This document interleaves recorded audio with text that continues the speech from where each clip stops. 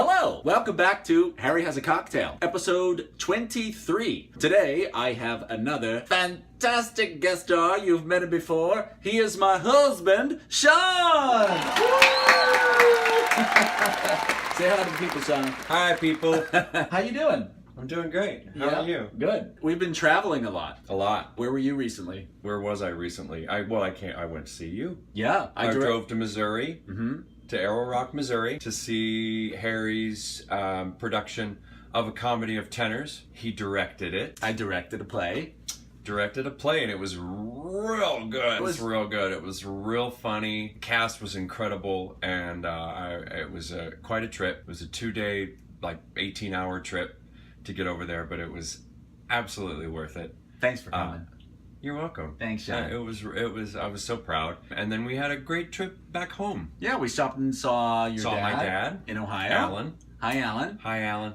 I've never called my dad Alan before. I know. I call him Alan. Hi, Dad. And we stopped and saw my family for my birthday. In the Berg. Yeah, in the Berg. So today, I am going to make a classic drink. Classic. Called the Martinez. It is not as well known as many other classic drinks. One of the reasons that I came across this drink was because when I was in Missouri, two of my YouTube fans, Mike Hampton and his wife Laura, hi guys. Hi. They came and saw my show. It was really cool. It was really cool. I got to meet them. We got to meet them, and they brought me some gifts. The first thing that they brought me, why don't you give me that? A clear ice cube maker.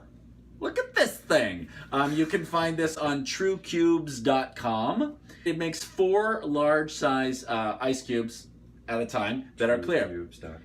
Really quickly, the whole theory behind the fact that you get cloudy ice cubes, not theory, it's a scientific fact, that the ice cubes freeze from the outside in, so the air gets trapped in the middle. It's a horrible thing that happens. It's horrible to have cloudy ice. Isn't it awful? That's terrible. Oh, it just ruins everything. From the outside in. What an awful process. So this is like a double layer thing because the ice will freeze from the top down. And when it freezes through the top layer of water for the ice cubes, and then it goes down and freezes the bottom layer, this is where the air will get trapped in the bottom rather than getting trapped in the top. So you basically take these 2 layers, and then, do you think we could hold that? Ooh, why don't you hold that above? Give them a bird's eye view. Here's a bird's eye view of what's happening. So, you're basically just filling this reservoir until it fills up. So now both layers are filled. Thank you, Sean, for your assistance. You're welcome. That's what I'm here for. That's what he's here for. And then we put this in the refrigerator. The freezer. The freezer. And you leave this you put this whole contraption in the freezer. Into the freezer.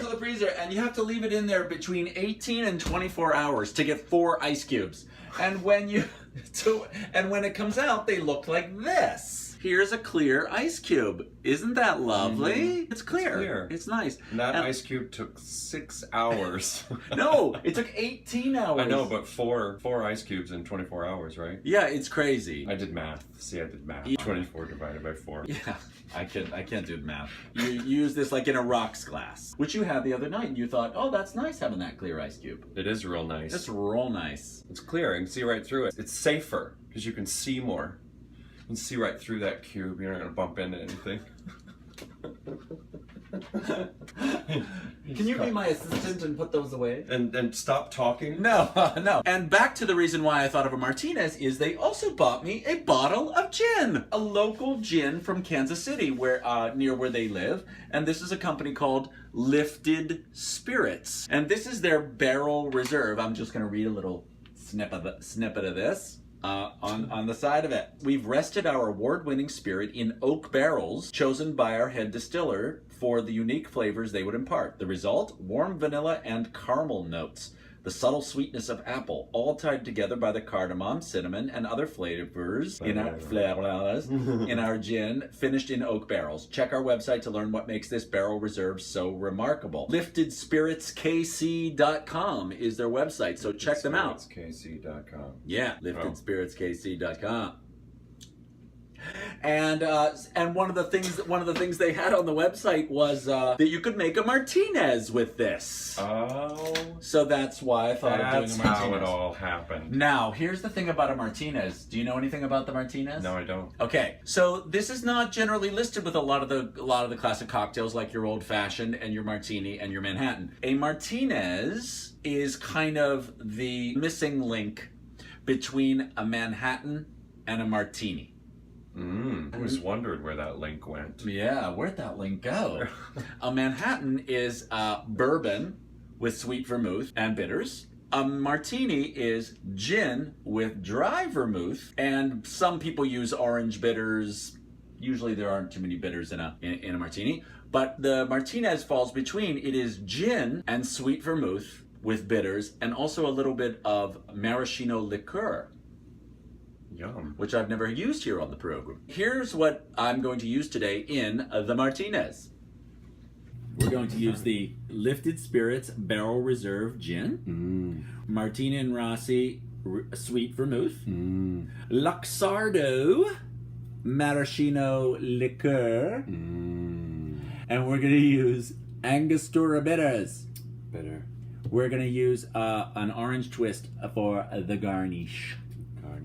And we're going to make it in a mixing glass rather than a shaker. When you look for recipes for the Martinez, this was actually on every single website and book that I looked through, there is no consistent recipe for the Martinez, which has happened to a lot of the more classic cocktails that were created back in the 1800s.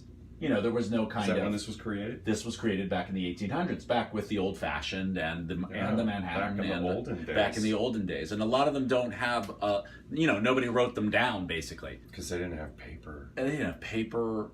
Or like... I didn't even know how to keep that going. Some people will use equal parts gin and sweet vermouth. Some people will use more gin and less sweet vermouth. And some of the recipes have actually more sweet vermouth than gin. Wow. I've opted to go with, you give me your opinion actually. Okay. Do you think you'd prefer a drink with a little bit more of the gin or more of the sweet vermouth, or do you think an equal amount you're willing to try? You're saying you're going to do 1-1-1? I was going to do 1.5, 1.5, and a quarter. Oh, I would tend to lean toward more gin. More gin. Okay, here's what we're going to do.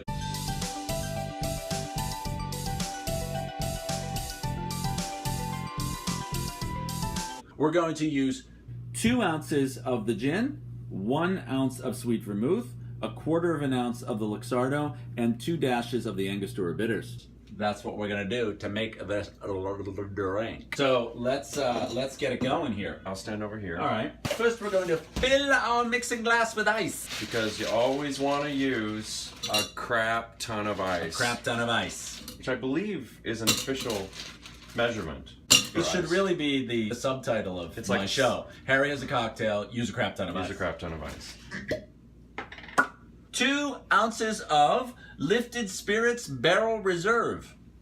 1, 2. And now we're going to have 1 ounce of sweet vermouth. 1. And 1/4 ounce. 1/4 ounce. 1/4 ounce of Luxardo Maraschino Liqueur. Quarter.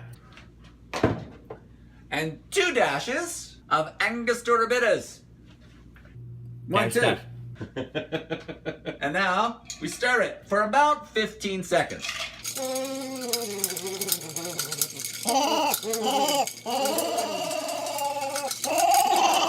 Okay.